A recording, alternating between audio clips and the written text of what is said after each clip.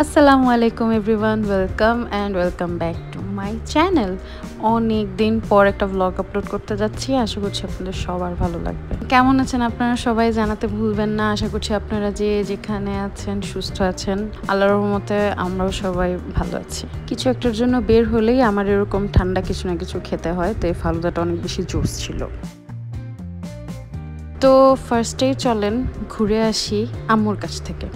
Recently আম্মু আর বাবা একটা পিকনিক অ্যাটেন্ড করে, যেটাতে এত বেশি মজা করেছিল ওনারা যে শেয়ার না করে পারলাম না। এখানে ফুড অ্যান্ড এভরিথিং অনেক বেশি অর্গানাইজড আর সুন্দর ছিল। পিকনিকটা এত বেশি ভালো ছিল। এখানে লাঞ্চের সব কিছু তারা অর্গানাইজ করে রাখছিল। স্টার্টার দেওয়ার সাথে সাথে স্টার্টারে যাওয়ার সাথে সাথে স্টার্টারে অনেক কিছু ছিল।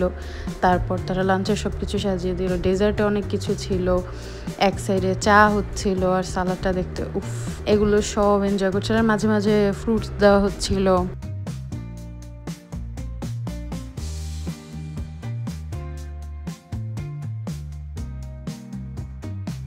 তারপর বাসায় যে আম্মু এই পিঠাটা বানিয়েছিল, মুগ ডাল, চালের গুঁড়ি, ময়দা এগুলো মিক্স করে একটা ডো রেডি করে তারপর টুথপিক দিয়ে ওটাকে ডিজাইন করে নিচ্ছিল।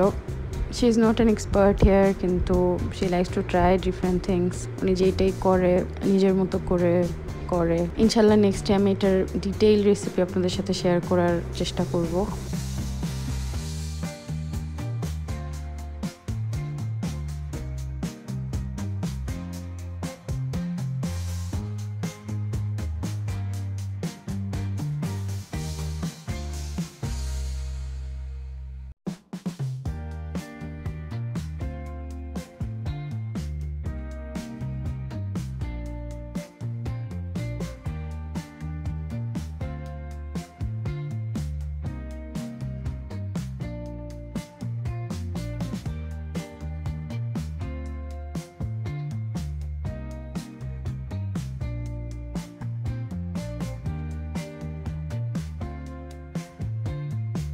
এগুলোর অনেক রকম ডিজাইন ক্রিয়েট করা যায়। তারপর এগুলোকে ডিপ ফ্রাই করে চিনি শিরায় কিছুক্ষণ ভিজিয়ে রেখে ready here the crunch.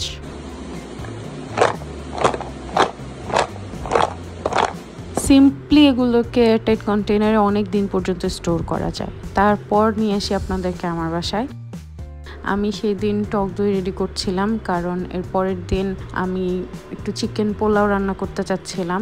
R usually যে কোনো রান্নায় তারপর খালি চিয়া সিড দিয়ে এটা সেটা দিয়ে আমার টক দইটা আমার বাসায় অলওয়েজ লাগে। তো আমি ট্রাই করি যেন সেটা হোমমেড হয়।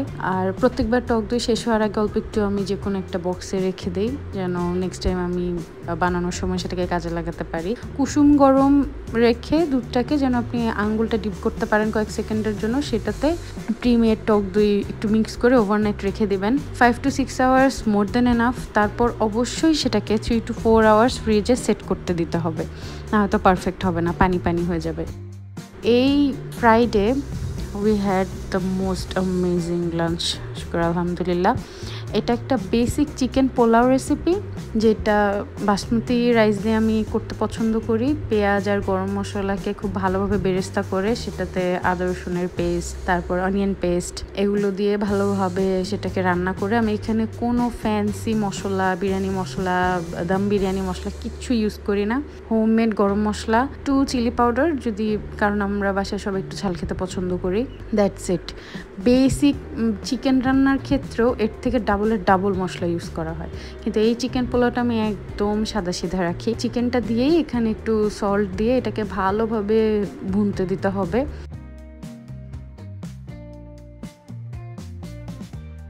চিলি সস ছিল, তো সেটাও দিয়ে দিলাম। আর ওই যে রাতে করে রাখা টক দইটা সেটা অ্যাড করে দিব। টক দইটা এখানে একটু ট্রাই করবেন দেয়ার।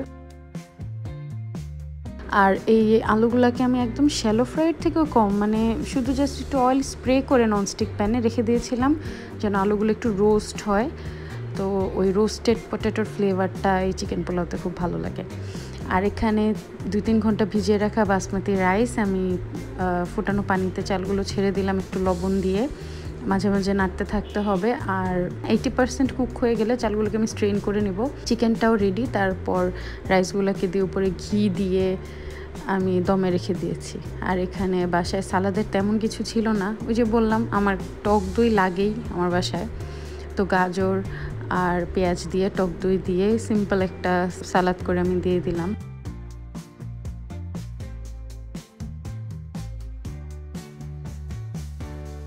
তারপর এটাকে দম থেকে বের করে একসাথে মিক্স করে সার্ভ করে দিলাম। সেই দিন আবার ডেজার্টে সাবুদানার পায়েস আর লাচ্ছা সেমাই করতে হয়েছিল, কারণ আমার বাসায় খাবারের শেষে ডেজার্ট ইজ আ মাস্ট, সেটা যেটাই হোক। কিছু না থাকলে সবাই টক দই চিনি দিয়ে গুলায় খেয়ে নিবে, এরকম একটা অবস্থা।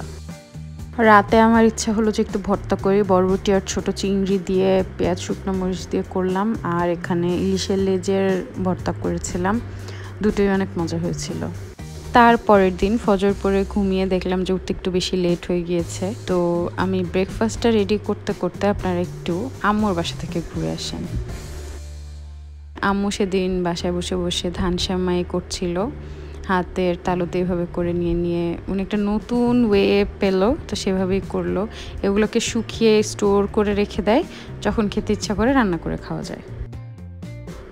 তারপর সারাদিন আর স্পেশাল কিছু ছিল না, তো শ্যুট করা হয়নি। বিকালবেলায় একটু বুট সিদ্ধ করেছিলাম, যেটা দিয়ে একটু পেঁয়াজ কাঁচামরিচ চানাচুর দিয়ে মেখে সবাই বিকালে নাস্তায় খেলাম, অনেক বেশি মজা ছিল। আর এটা আপনাকে অনেকক্ষণ পর্যন্ত ফুল রাখে। একটু যদি কষ্ট করে এগুলোকে ভিজিয়ে বেশি করে সিদ্ধ করে বক্সে রেখে দেন নর্মালে, কুইক একটা নাস্তা হয়ে যায়, প্লাস হেলদিও। জাস্ট সিদ্ধ করা আর সল্ট ফ্রি, আমি এক্সট্রা কোনো সল্ট অ্যাড করিনি। সিদ্ধতে মনে হয় 1 পিঞ্চ সল্ট দিয়েছিলাম, দ্যাটস ইট। একটু ধনেপাতা দিয়ে ইয়াম। তো তার পরের দিন লাঞ্চের আগে এত বেশি বৃষ্টি হচ্ছিল, ইচ্ছাই করতেছিল না যে কিছু রান্না করি। তো তারপর ম্যাট শেফ থেকে টেক আউট এনে লাঞ্চ শেষ করে ভাবলাম যে আচ্ছা আপনাদের সাথে একটা নতুন রেসিপি শেয়ার করি, যেটা আমার ফিশ কোফতার রেসিপি। বড় যে কোনো ফিশ হলে বেটার, রুই কাতল ছাড়া যে কোনো বড় মাছ হলেই হবে, রুই কাতল হতে হবে নট নেসেসারিলি। এখানে ঘি, হলুদ, গরম মশলা, আদা রসুন আর একটু লবণ দিয়ে আমি এটাকে স্টিম করব। এক্সট্রা পানি দেওয়ার প্রয়োজন নেই। ফার্স্টে এটাকে একদম ডিম করে ঢেকে রেখে দিবেন। যদি মনে হয় যে পানি একদমই উঠছে না, তখন একটু দিলেই হবে, কারণ ফিশ স্টিম হতে বেশি একটা টাইম নেয় না ইউজুয়ালি।